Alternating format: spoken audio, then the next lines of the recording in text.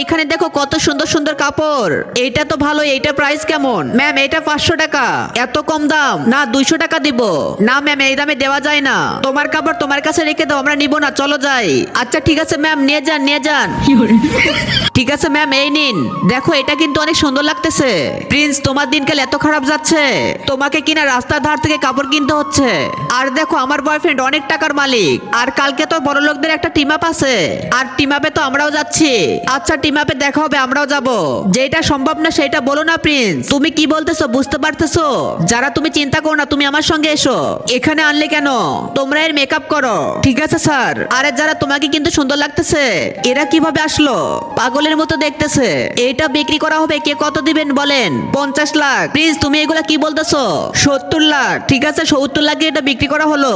Yes sir, এবার টাকাটা দিন। এখন আমার কাছে এত টাকা নাই। তো আপনি দাম বললেন কেন? গাইস পার্ট 2 দেখতে চাইলে চ্যানেলটি সাবস্ক্রাইব করো।